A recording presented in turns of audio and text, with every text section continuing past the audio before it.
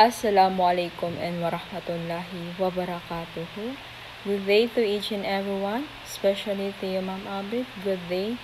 My name is Fatmalaya Santowa, and in this video, I will discuss about the theories on organization and management. So, our contents, number 1 is organization. The second one is organizational theory. The third one is types of organizational theory. And the fourth one is management. And the fifth one is management theory. And the last one is types of management theory. So, what is organization? Organization is a group of people who work together to achieve a common goal. Organizations can be business, non-profit organizations, government agencies, or any other group of people who work together to achieve a common purpose. So, an organization refers to a structure, a group of people who come together to achieve a common goals or objectives. It can be a formal or informal entity ranging from a small team or a club to large corporation, non-profit, government, or institution. So, organizations typically have a defined structure, rules, and processes that help them operate efficiently and coordinate activities. The key idea is that number collaborate to fulfill shared purpose, often with established rules or system in place to guide their actions. So, ang organization, ito ay tumutukoy sa isang grupo ng mga tao na nagsasama-sama upang magtulungan at magtrabaho patungo sa isang layunin. Maaaring ito ay isang negosyo, association, or sa paaralan, or anumang uri ng structure na may sistema at mga tungkulin para sa mga member nito. Ang organization ay karaniwang may mga rules, processes at responsibility upang maging effective ang operation sa isang organizations. Halimbawa, sa isang company ay mayroon itong organization kung saan ang mga empleyado ay nagtatrabaho upang kumita at magtagumpay sa isang negosyo. So, sa loob ng company ay may iba't iba itong mga responsibility. Tulad sa department, mayroon itong mga human resources, marketing, and accounting. So, ang organization ay tumutukoy sa sistematikong pagsasaayos ng mga tao at mga resources para sa isang layunin. So, sa bawat member ng organization ay may iba't iba silang ginagampanan sa loob ng organization. So now let us proceed to the organizational theory. So what is organizational theory? Organizational theory is a discipline that provides insight into how organization functions, develop, and adapt to changes. It studies the patterns and structures organization use to solve problems, maximize efficiency, and meet the expectations of stakeholders. So, organization theory is the study of how organizations are structured, how they operate, and how they interact with their environment. It explores the various models and principles that guide the design, and management, and functioning of organizations. The theory helps to understand the behavior of individuals and groups within organization and how they contribute to achieve organization goals.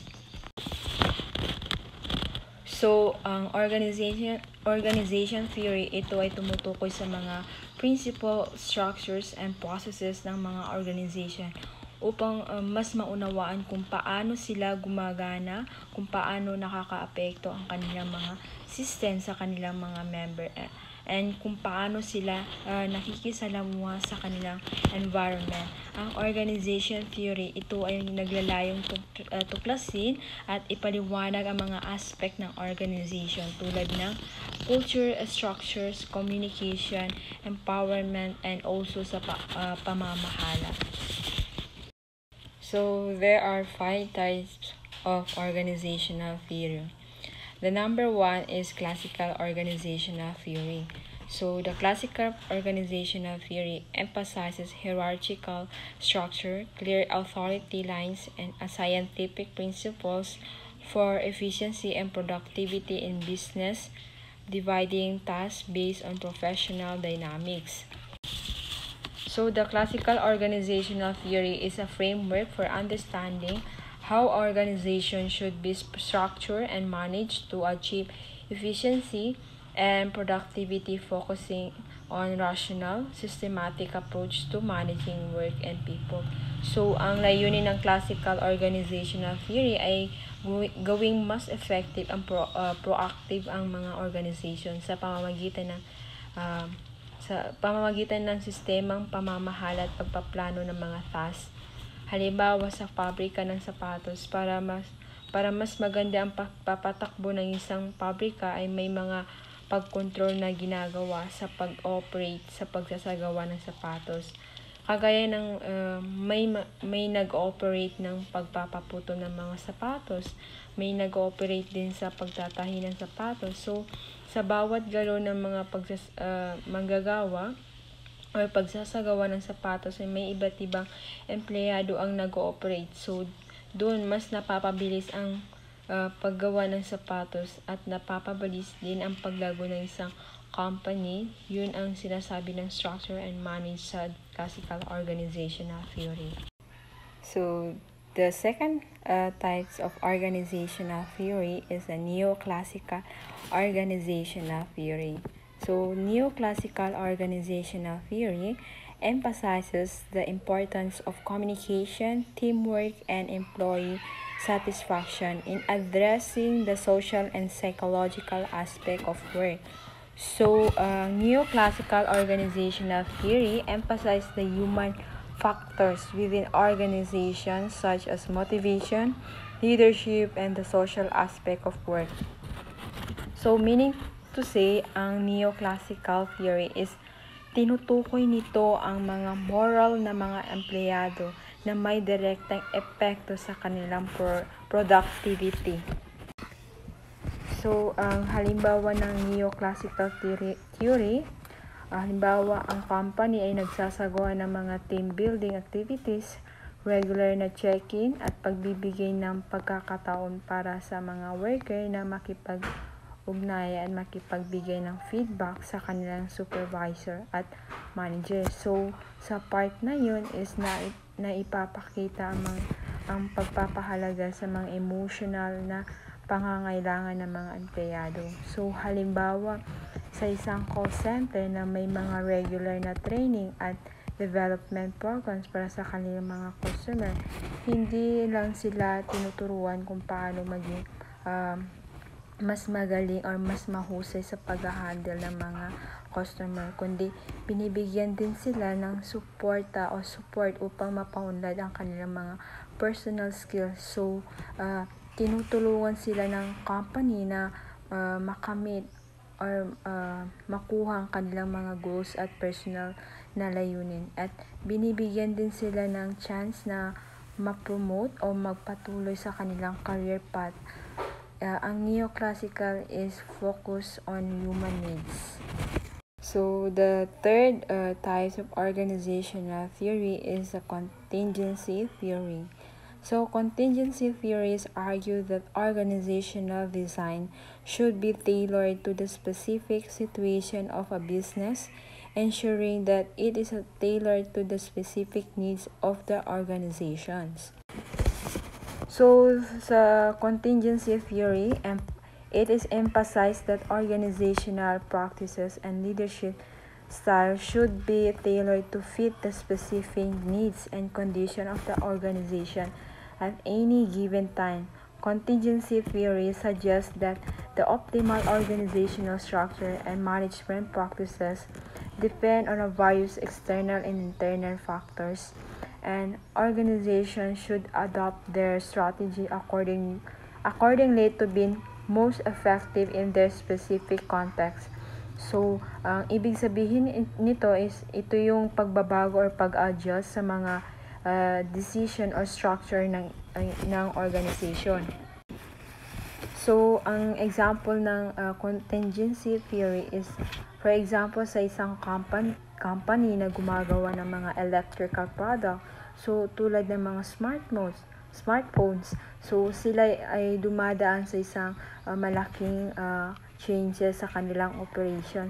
Nung una, ang company ay may isang centralized na structure kung saan ang lahat ng decision ay ginawa sa pinakamataas na antas ng pamamahala. Halimbawa sa CEO at mga manager. Ngunit nang dumaan sila sa isang crisis na dulot ng biglaang pagbabago sa technology at sa marketing, is kailangan nilang mag-adapt at baguhin ang kanilang structure na pamamahala upang matugunan ang mga bagong challenges. So, contingency theory is ito na yung pagbabago sa isang strategy ng isang company. So, the fourth type of organizational theory is organizational system theory. So, the organizational system theory view organization as a complex system interconnected with their environment, emphasizing the importance of feedback and adaptation for organization to adapt to change in their environment. So, sa organizational system theory is an approach to understanding organization that views them as an open system interacting with their external environment. According to this theory, an organization is made up of interconnected parts or components that work together to achieve a common goals. So these components, which can include people, departments, processes, and technologies, are interdependent, meaning to say a change in one part can affect the whole system. So, meaning to say, ang pagbabago sa isa sa mga department ay maaaring makaapekto sa ibang parts ng company. So, halimbawa, kung may problema sa manufacturing, maaaring magkaroon ng delay sa production na makakaapekto sa sales at distribution ng product ng company. Another example, kung ang marketing team ay hindi nakakakuha ng tamang information mula sa sales, maaaring hindi nila mai-promote ang tamang features ng product, kaya hindi na ito mapakinabangan sa marketing. So, the last types of organizational theory is organizational structures. So, organizational structures theories study how organizational structure impact efficiency and effectiveness, examining how these structures influence individuals and group behavior and the relationship between structure and performances. So, organizational structure refers to the way in which an organization arranges its people, rules, responsibility, communication, and authority to achieve its goals and effectively manage operation. It defines how tasks are divided, how decisions are made, and how information flows within the organization.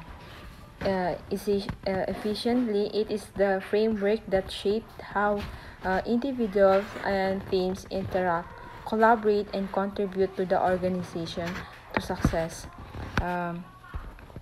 Ang meaning to say, ang theory na ito ay nagbibigay ng mga views na magagamit sa mga practical na application tulad ng pamamahala, pagpaplano at pagbuo ng mga effective structure sa loob ng isang company o anumang organization.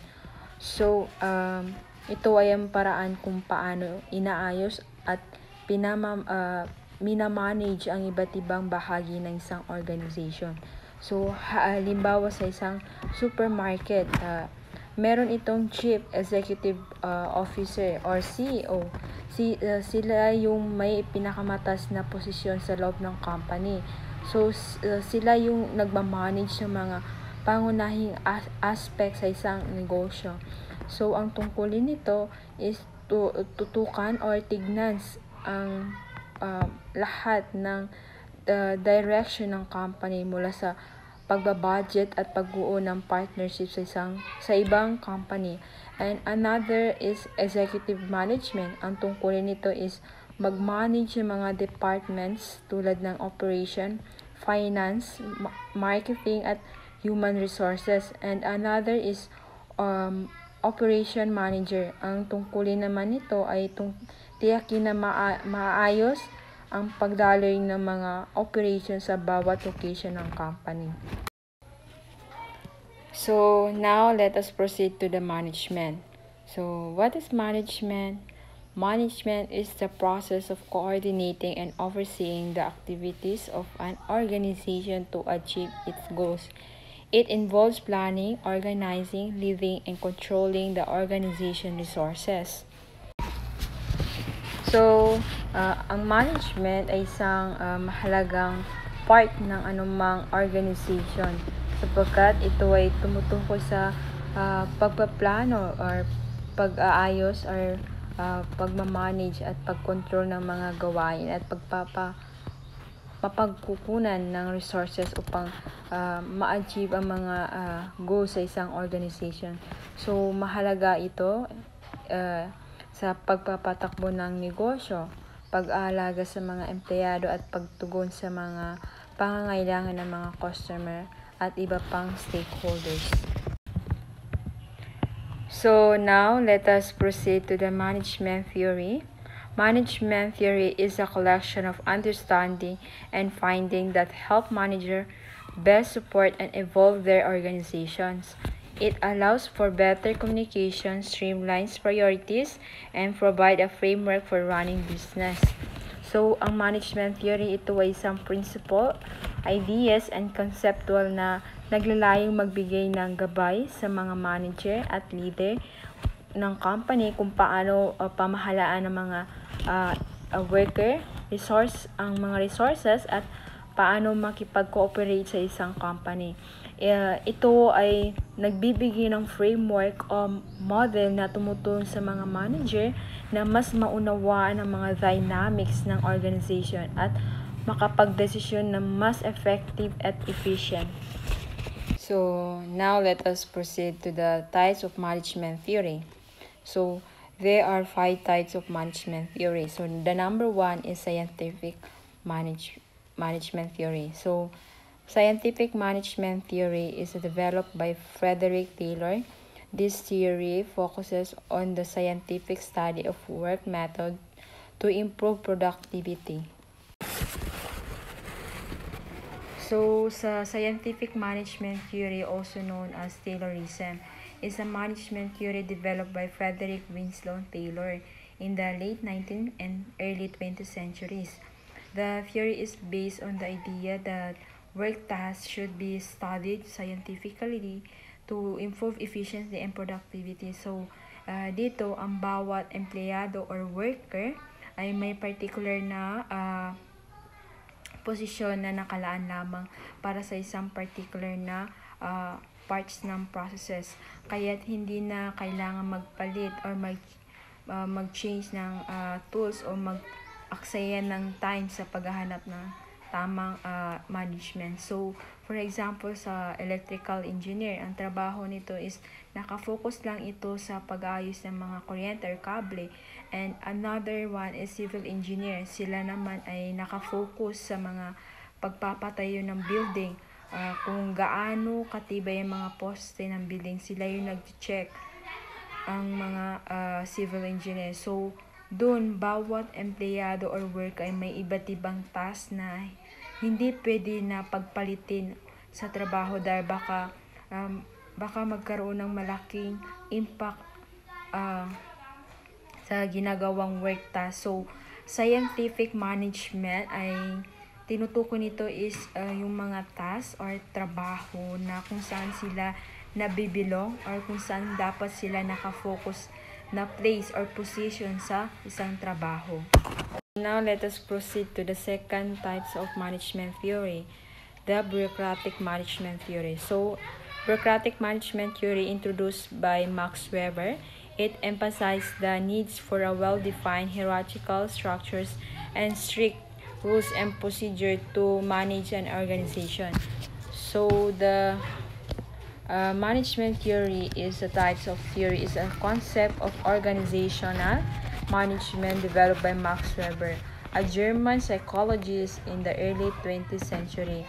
According to Weber, bureaucratic organizations are characterized by a system of administration that operates on the basis of established laws, rules, and norms rather than personal relationship or arbitrary decision making. So for example, so bureaucratic management theory is company ng McDonald Corporation. So, ang McDonald's ay isang halimbawa ng isang organization na gumagamit ng mga principle ng bureaucratic management theory. Example sa hierarchical structure. So, halimbawa sa isang McDonald's branch, mayroong store manager na siya ang nagmamanage sa araw-araw na operation. Ang mga assistant manager, crew, or leader, so sila yung nag-operate sa loob ng store. So, ang trabaho ng crew member, sila yung nag-handle ng pagkain, paglilinis ng restaurant. So, lahat sila ay may iba't ibang position o ginagampanan sa loob ng restaurant o sa loob ng kanilang trabaho. So, another example sa principle ng bureaucratic is standardized procedures. So, ang example nito ay kapag ang customer na nag-order ng isang Big Mac, ang mga crew member ay sila yung sumusunod sa eksaktong pamamaraan or pag-handle nito mula sa paglalagay ng mga sangkap hanggang sa packaging. So, upang matiyak na same ang lasa at quality ng product sa lahat ng branches. So, ang mga crew members sila yung ang kanilang trabaho is sila yung nag-handle para sa pagpa-process or pagbibigay ng tamang timpla sa product ng isang company. So now let us proceed to the human relation theories. So this theory focuses on the social and psychological aspect of work and the importance of good communication, leadership, and a group dynamics. So human relation theory this type of theory is a management theory that emphasizes the importance of interpersonal relationship, motivation, and social needs of employees in the workplace. It asserts that motivated, satisfied, and engaged employees are more productive and that fostering good relationship, open communication, and supportive environment leads to better organizational performance. So, ang human relation theory ay nakatuon or nakafocus lang sa pagpapahalaga sa mga empleyado sa kanilang mga pangangailangan sa emotion and sa social aspect ng employee. Ang theory na ito ay ipinakilala ni Elton Mayo. Ang halimbawa ng human relation theory sa isang fabrika ng damit. So, ang manager or CEO ng company ng damit ay nagsasagawa ng team meetings kung saan binibigyan ng pagkakataon or chance ang mga workers na magsalita or i-share yung kanilang saloobin tungkol sa kanilang mga hinanain at suggestions sa pagpapatakbo ng company. So, ang mga team leaders ay nagsasagawa sila ng weekly check-ins kung saan pinapakinggan nila ang mga empleyado or worker at tinatanong sila kung may mga issue sila na may kaugnay sa kanilang trabaho o sa kanilang personal na buhay. Ang layunin ng theory na ito ay maipakita na pinapahalagan ang mga worker bilang tao, hindi lamang bilang mga machine or bilang sila ay bilang mga machine ng isang company. And another example sa human relation is pagbibigay ng bonus or dagdag sweldo sa mga empleyado. And another Another example is company outing. Isa rin itong example sa human relation theory. So, ang human relation theory is pinapahalagaan nito ang mga worker. Kumbaga, yung mga needs ng mga worker ay kailangan maibigay sa kanila. Kagaya yung sapat na sweldo, and then yung kanilang time management. Kumbaga, time naman kumbaga binibigyan sila ng time para sa kanilang sarili. So another type of management theory is the system management theory. So this theory view organization as a complex systems that interact with their environment. It is emphasized the interdependence of different parts of the organization. So halimbawa sa system management theory, so ang example ng system management theory is example sa isang hospital. So lahat ng nag-ooperate sa loob ng hospital ay nagtutulungan para matiyak nila yung kalidad or yung safety and yung serbisyo na maibigay nila sa kanilang mga pasyente. So, ang mga nag-ooperate sa loob ng hospital is ang mga doctor, nurse, admin staff, pharmacy, lab services, patient care units. So, sila yung nagbibigay ng care and safetyness ng mga pasyente. So, dun pa lang is makikita mo na yung paano nila gina-manage yung hospital para matiyak nila na tama yung serbisyo na maibibigay nila sa isang pasyente. So, yun ang tinutukoy ng system management theory, yung mapangalagaan yung kalidad and safety and quality ng isang company or isang restaurant or isang hospital. So, the last part of types of management theory is about the X and Y theory. So, the X and Y theory proposed by Douglas MacGregor. So, theory X assumed that employees inherently lazy and require constant supervision, while the theory Y is assumed that employees are self-motivated and can be trusted too. So, the theory X and Y, there are different assumptions that manager may have about into their employees. So, ipinakilala ni Douglas MacGregor ang theory X and Y. So, ang theory X, ito ay may negative views sa mga worker. And then, ang theory Y, ito naman ay may positive views sa empleyado. So, sa theory X, ang mga worker, sila yung mga tamad, ayaw magtrabaho. Kung hindi pa sila pilitin or kontrolin ng manager, ay hindi sila magtatrabaho. So, sila yung kailangan. So, ang theory X, sila yung mga empleyado na kailangan silang i-supervise ng mahigpit at bigyan ng attention para sa kanilang trabaho. So, halimbawa ng theory X sa isang call center na may mga customer services agent na laging binabantayan ng mga supervisor. May strict na call quotas kung saan kailangan nilang sagutin ang isang mga particular na bilang ng tawag ng bawat oras. So, kung hindi nila matutugunan ang target, may mga punishment or babala silang matatanggap mula sa kanilang manager.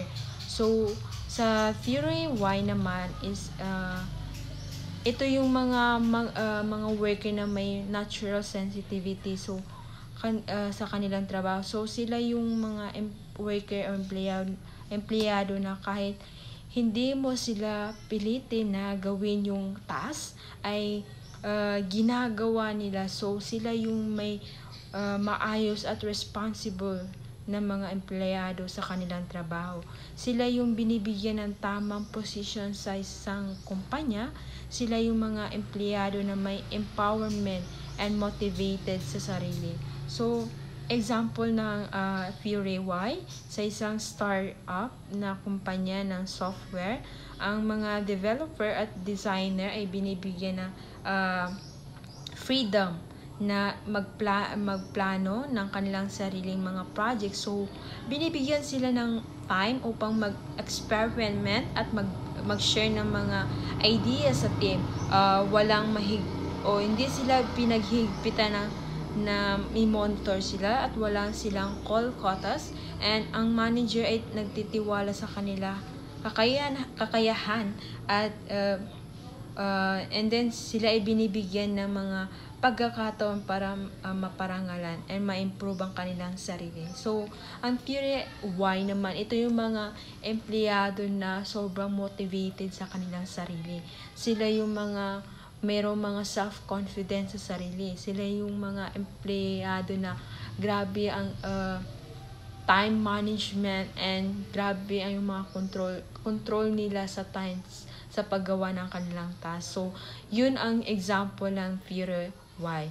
And that's the end of my report, and thank you for listening.